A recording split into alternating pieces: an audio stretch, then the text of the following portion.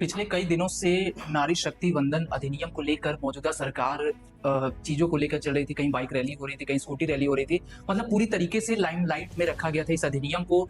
3 दिन का विशेष सत्र सदन में बुलाया गया था और कल रात में सदन में काफी घमासान हुआ क्योंकि विपक्ष ने वोट कम दिया और उसके बाद जो ये अधिनियम गिर गया सदन में। उसके बाद से ही मौजूदा सरकार की तरफ से, भाजपा की तरफ से देशव्यापी विरोध शुरू हो गया और राहुल गांधी, अखिलेश यादव का पुतला भी फूका गया, काशी में भी फूका गया। इसी सभी मुद्दे पर बात करने के लिए हमारे साथ जुड़े हैं कांग्रेस के राष्ट्रीय प्रवक्ता है संजीव सिंह जी। इनसे हम बात करेंगे। नमस्कार, आप देख रहे हैं भारत बाइट्स में अभय कुमार।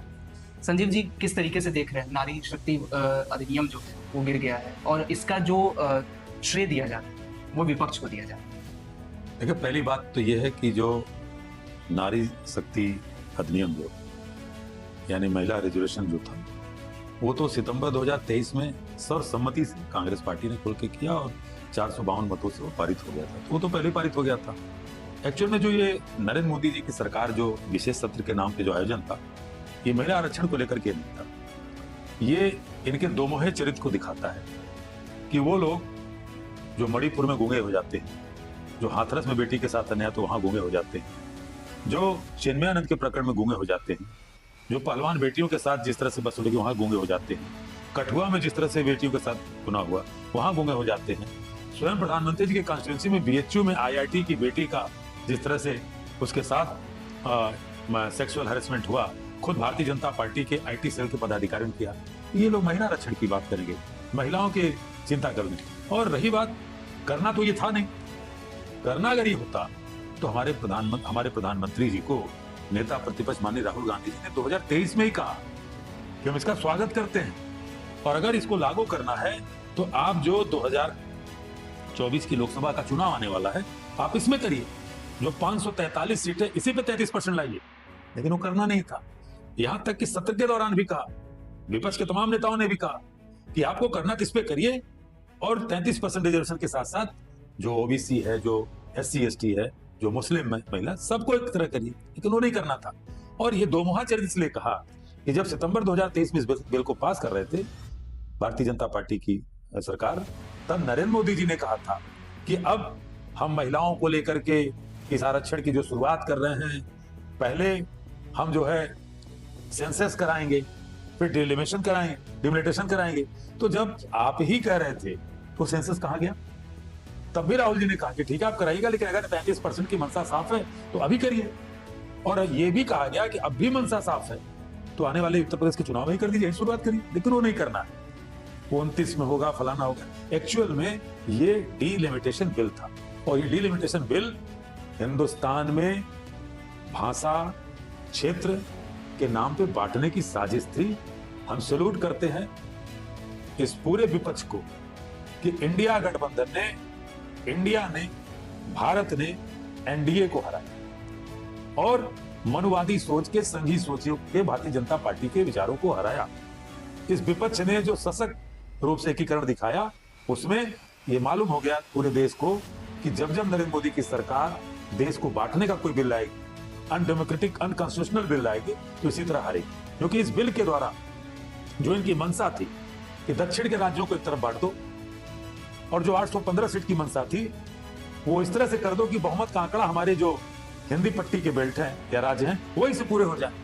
सवाल ये होता है, आपने सेंसस कराया नहीं तो आपके पास 815 का आंकड़ा कहां से आ गया? कहां से सपना आ गया? एक छोटा सा उदाहरण बोलता हूं कि मान लीजिए कोई वार्ड है, उस वार्ड में 2000 लोग रहते हैं। 2000 लोगों के बीच में 2 राशन की कोटे की दुकानें, और वो कोटे की जो दुकानें हैं, मान लीजिए कि वहां पे रहने वाले लोगों की संख्या 3000 से ज्यादा हो गई। अब उनको राशन बांटने में दिक्कत हो रही है। वहां फिर ये बात चली कि साहब हम 2 कोटे की दुकान और खोलेंगे। तो जब आप खोलने जाएंगे 2 कोटे की दुकान, तो उसके पीछे रीजन आएगा ना कि नंबर ऑफ पर्सन इस वार्ड में बढ़ गए, इस वार्ड में रहने वालों की संख्या बढ़ गई। हम वही बात तो कह रहे थे कि 815 का आंकड़ा कहां से आ गया मोदी जी? आपके पास सपना आया था क्या? और जब आपको इस बिल पे चर्चा करानी थी, विशेष सत्र बुलाना था, तो आप 2-2 दिन तक लोगों को बताते नहीं। कोई सर्वदलीय बैठक नहीं हो रही है। तो पूरी तरह से एक pre plan Bharatiya Janata party की मनुवादी सोच का ये लाया गया था, सोच लाई गई थी इस बिल के द्वारा। और उनको मालूम था कि ये बिल 2/3 बहुमत से पारित नहीं होगा उसके बाद इनको मालूम था कि संवैधानिक संस्थाएं हमारे अंडर में है, मीडिया हमारे अंडर में है, सड़कों पर नंगा नाच नाचेंगे, पुतले फूकेंगे इंडिया गठबंधन के नेताओं का। और अगर यही काम कांग्रेस पार्टी इंडिया गठबंधन के लोग करने लगेंगे तो ये पुलिस वाले पता चला हमारे घर में बैठ जाएंगे आकर के, तब लोकतंत्र का आनंद नहीं होता। हम इस लोकतंत्र के लिए विचार उठाएंगे तो आपके कैमरे गवाह हैं कि हाउस अरेस्ट हो जाएंगे, फर्जी मुकदमे लिख दिए जाएंगे, संपत्ति की जांच होने लगेगी। तो ये लोग न महिलाओं के शुभचिंतक हैं, न इस लोकतंत्र के संविधान के, जो लोग संविधान ही बदलना चाहते थे, तमाम उनके नेताओं का बयान है, जो लगातार अनडेमोक्रेटिक प्रोसेस में जो विश्वास करते हैं। और उसका 2 उदाहरण है। ये जो डीलिमिटेशन करना चाह रहे थे वो खतरनाक इतना था कि उन्होंने आसाम और जम्मू कश्मीर में करके दिखाया है। किसी लोकसभा में 8 लाख मतदाता, कहीं 17-18 लाख मतदाता, कहीं क्षेत्र में कोई संख्या बढ़ जा रही है, किसी विधानसभा के क्षेत्र छोटा हो जा रहा है। तो ये वो करके आसाम में और जम्मू कश्मीर में करके देखे। ये वही चीज लाना चाह रहे थे कि दक्षिण भारत के राज्यों को बांटिए और इस बिल के द्वारा ओबीसी को, SC ST को प्रॉपर प्रतिनिधित्व उस वर्ग की महिलाओं को न मिले, ये इनकी सोच थी। और ये इतने दोगले चरित्र के हैं कि इनको अपने नेता अटल बिहारी वाजपेयी की बात नहीं याद है, पूर्व प्रधानमंत्री श्री अटल बिहारी वाजपेयी जी की। उन्होंने कहा था कि नहीं, अगर संख्या के आधार पे सीटों का बढ़ाया जाएगा तो ये गलत है, हमें एक बराबर रखनी। पूर्व प्रधानमंत्री श्रीमती इंदिरा गांधी जी ने इस चीज को किया था कि नहीं, हम साउथ और जो हमारे इधर के राज्य पूरब के हैं या नॉर्थ के राज्य, एक बराबर बैलेंस रखें। वो बैलेंस की बात करते थे। इनको किसी तरह से सत्ता चाहिए, देश बट जाए, देश के 2 टुकड़े हो जाए, 3 टुकड़े हो जाए, ये वो राजनीति कर रहा है। तो ये राजनीति कांग्रेस पार्टी नहीं होने देगी और इसमें वो विफल हुए हैं। अब वो सड़कों पर नंगा नाच नाचेंगे। और हम फिर कह रहे हैं कि अगर महिलाओं के प्रति इनके अंदर संवेदना है तो ये तुरंत उस बिल को 33% आरक्षण के साथ उत्तर प्रदेश की विधानसभा का चुनाव उसमें आ जाए।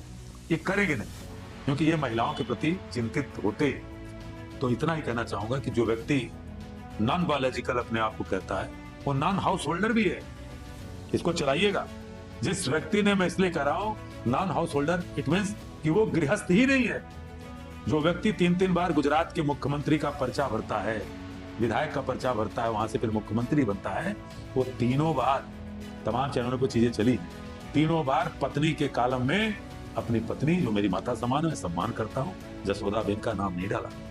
जब 2014 में वाराणसी से लोकसभा का चुनाव लड़े, देश के प्रधानमंत्री बने, तो पहली बार नॉन बायोलॉजिकल प्रधानमंत्री ने जसोदा बेन जी का नाम पत्नी के कालम में डाला।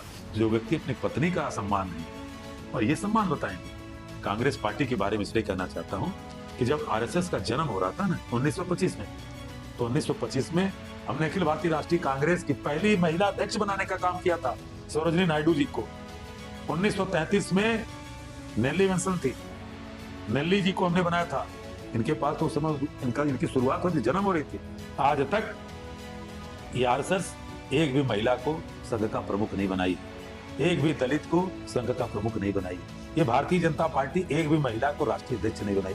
ये बात करेगी, ये महिलाओं पर चर्चा करने लायक है। और हमने लगातार, कांग्रेस पार्टी ने अपने संगठन में, तो हमने बताया कि आजादी के पूर्व भी, आजादी के बाद भी महिला अध्यक्ष बनी श्रीमती सोनिया गांधी जी रही। साथ ही साथ पूर्व प्रधानमंत्री राजीव गांधी जी ने महिला पे, जो पंचायतों हमने देखा, उनकी देन थी। उन्होंने कहा कि हम चाहते हैं कि महिलाएं राजनीति में आए, उनकी देन थी कि आज पंचायती राज अधिनियम के तहत जो 92-93 जो एक्ट पास हुआ, आज 15 लाख के आसपास महिलाएं जो हमारे उन पंचायतों का प्रतिनिधित्व कर रही हैं। राहुल गांधी ने 2018 में मोदी जी को चिट्ठी लिखी इस महिला आरक्षण को लेकर के। और ये लोग बात करेंगे, जब पूर्व प्रधानमंत्री नरसिम्हा राव की सरकार में उस बिल को गिराने का काम किसने किया था? जो पूरी कांग्रेस पार्टी साथ में थी। ये मोदी जी नहीं बोलते, ये भाजपा के लोग थे, उस महिला आरक्षण को गिराने का काम किए थे। तो ये महिलाओं को लेकर के जितनी अपनी संवेदना व्यक्त कर रहे हैं, पहले अपने गिरेबान में झांकें कि महिलाओं के प्रति आपने क्या किया है। इसका पूरा प्रकरण हमने बताया। कांग्रेस पार्टी तब से लेकर के, यानी जब ये सितंबर 23 में बात की, तब से भी कह रहा हूं, उसके पहले भी और कल तक नेता प्रतिपक्ष माननीय राहुल गांधी जी ने कहा कि मिस्टर मैजिशियन, आपका मैजिक खत्म हो गया है, आप अपने ही ताले में बंद गए, वो आप भूल गए कैसे निकलना है। निकलने का एक ही रास्ता है कि अगर आप महिलाओं के प्रति सच्ची संवेदना रखते हैं तो उत्तर प्रदेश के विधानसभा चुनाव में अब तत्काल प्रभाव से 543 सीट पे 33% रिजर्वेशन सारे वर्ग की महिलाओं को ध्यान में रखते दे दीजिए। कांग्रेस पार्टी साथ। अच्छा, जिस तरीके से कल जैसे बिल गिरता है और उसके बाद तुरंत तख्तियां निकलती हैं और विरोध प्रदर्शन शुरू हो जाता है, तो कहीं ना कहीं आपको क्या लग रहा है कि पॉलिटिकल स्टंट था कि विपक्ष को अब गिराया जाए, इसलिए कि भाई विपक्ष जो है महिला विरोधी, जिस तरीके से तुरंत विरोध प्रदर्शन सदन में ही शुरू किया। देखिए, ये तो बिरला जी को भी सोचना चाहिए। आप लोग तो लगातार दिखाते हैं, राहुल जी का कुछ बोल पहले तो बोलने नहीं देते, कोई कार्ड आएगा तो नियम दिखाने लगते हैं। तो पूरी तरह से प्री प्लान प्रोग्राम था और एक षड्यंत्र था महिलाओं को अपमानित करने का, खास करके देश की ओबीसी, एससी, एसटी और माइनॉरिटीज की महिलाओं को। इनके मन में अगर महिला आरक्षण के प्रति ईमानदारी होती, आप लागू कर देते। अब मैं तो एक और बात कह रहा हूँ, भाई आप 543 को लागू कर दो 33%, फिर आप सेंसस कराओ, फिर डिलिमिटेशन कराओ, तभी सीट बढ़ेगी। तो तभी उसमें भी तो 33% का लोग आ गए, लेकिन वो नहीं करना था, क्योंकि इनको सत्ता चाहिए। जिस तरह से असम और जम्मू कश्मीर में इन्होंने किया है, वो करना चाह रहे थे कि दक्षिण भारत को अलग थलग बांट दो, कल दक्षिण भारत अलग हो जाए देश। इनको तो राज करना है किसी तरह से। तो इसलिए ये इनका जो नंगापन था वो कल सामने सदन में आया। और जो सड़कों पर आज नाच गा रहे हैं, ये पहली बात कि उनके नाचने गाने वाले लोगों के घर में उनकी महिलाएं पूछ रही कि अगर तुम्हारे अंदर ईमानदारी थी तो लागू कर देते, उसमें क्या दिक्कत है। आने वाले समय में सेंसस होता तो फिर सीटें बढ़ती, लेकिन वो नहीं करना था। इसलिए पूरा प्री प्लान था कि इसको करके, और अभी 2 राज्यों में चुनाव है, पश्चिम बंगाल में और तमिलनाडु में, वहां जाकर के दिखाएंगे। लेकिन मैं धन्यवाद देता हूं कि उन जो तथाकथित महिला सुधारक लोग थे भारतीय जनता पार्टी के, इनका चेहरा हमारी तमिलनाडु की और पश्चिम बंगाल की बहनों ने देख लिया, उसका मुकम्मल जवाब इनको मिलेगा। अच्छा, ये जो भी चीजें हुई, तो अब जो विपक्ष की छवि बिगाड़ी जा रही है, जैसा कि अभी देश को संबोधित भी करेंगे प्रधानमंत्री, तो जिस तरीके से विपक्ष की छवि को बिगाड़ी जा रही है, तो कैसे असम चुनाव को देख रही है विपक्ष? देखिए, प्रधानमंत्री जी को कोई अब सुनना नहीं चाहता। रटी रटाई बातें, टेलीप्रॉम्प्टर से बातें, काफी दिनों बाद देश को संबोधित कर रहे वो काफी दिनों बाद इसलिए आ रहे हैं कि उनको एक टेस्ट करना है लोगों में। जैसे ताली थाली बजाते थे ना, देखते थे कितने हमारे अंधभक्त हैं। इसलिए भी कुछ दिन पहले थे कि ये जो मार जो भी चल रही है अमेरिका, ईरान और इजराइल वाली, एक तरह से कोरोना की है, उसमें बैक हो गए कि अरे फिर लगता मारेंगे क्या बगैर ऑक्सीजन के लोगों को। तो वो टेस्ट करने आ रहे हैं, हम लोगों का नहीं। अब जनता बहुत जागरूक, वो अंधभक्तों का टेस्ट करने आ रहे हैं कि देखें 8:30 बजे कौन टीवी खोल के देखेगा। कोई देखने सुनने वाला नहीं है, क्योंकि प्रधानमंत्री के चाल चेहरे को लोग देख लिए। इसलिए मैं कह रहा हूं कि जो व्यक्ति अपने घर से ही, मैंने कहा ना कि जो व्यक्ति नॉन हाउस होल्डर, जो अपने परिवार में अपनी पत्नी को भी सम्मान नहीं दे सकता, वो देश की महिलाओं के बारे में क्या बात करते हैं। नकली चेहरे हैं, नकली लोग हैं, और वही नकली लोग प्रधानमंत्री जी को सुनेंगे भी, जिनके मन में महिलाओं के प्रति कोई सम्मान नहीं। एक आखिरी सवाल आपसे ये रहेगा कि बिल तो पास हुआ नहीं, अब 27 और 29 चुनाव, जिसका ये स्ट्रेटजी बना के चल रहे हैं, क्योंकि जो 27 यूपी चुनाव वो काफी बड़ा चुनाव है, तो उसको किस तरीके से विपक्ष जो है टैकल करेगी?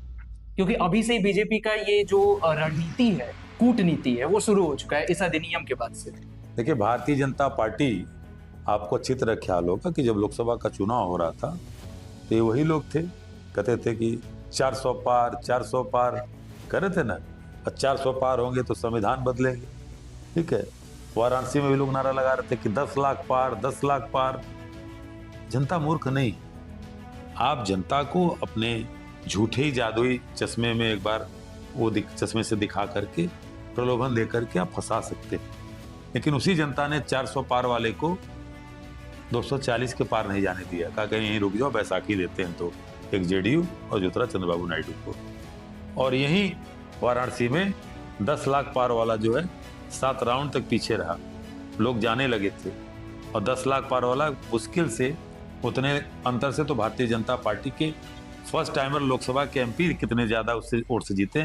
प्रधानमंत्री जी को बनारस नहीं आना चाहिए, 1,52,000 किसी तरह वो अपनी हार बचाए।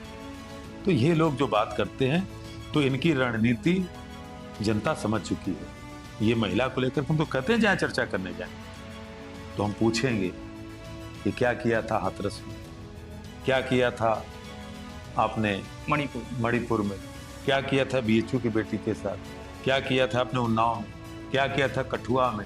इतने सवाल जवाब देना मुश्किल हो जाएगा, क्योंकि ये वो लोग हैं कि इन्हीं की पार्टी की सपोर्ट करने वाली मधु किश्वर, जो मोदी नामा लिख रही थी, वो क्या क्या बोलती है, सुब्रमण्यम स्वामी क्या क्या बोलते हैं। हिम्मत है तो इनके ऊपर मुकदमा करके दिखावें। अगर इन लोगों के ऊपर मुकदमा भारतीय जनता पार्टी के जो चेले चपाटे टलते हैं ना, पूरे राहुल गांधी जी करते हैं, जिस दिन करा देंगे ना, तो महिलाओं के प्रति कितना सम्मान और कितना आदर भाव है, सब सामने मधु किशोर और सुब्रमण्यम स्वामी जैसे नेता ला के रख देंगे। बहुत बहुत धन्यवाद। तो संजीव सिंह थे, इनका कहना है कि अब देश के प्रधानमंत्री को कोई सुनना नहीं चाहता है, और जहां तक बात है महिला सम्मान की, तो जो अपनी पत्नी को सम्मान नहीं दे सकता वो देश के महिलाओं की बात ना करे तो ही अच्छा। ऐसे तमाम खबरों के लिए बने रहिए हमारे साथ। मुझे दीजिए इजाजत।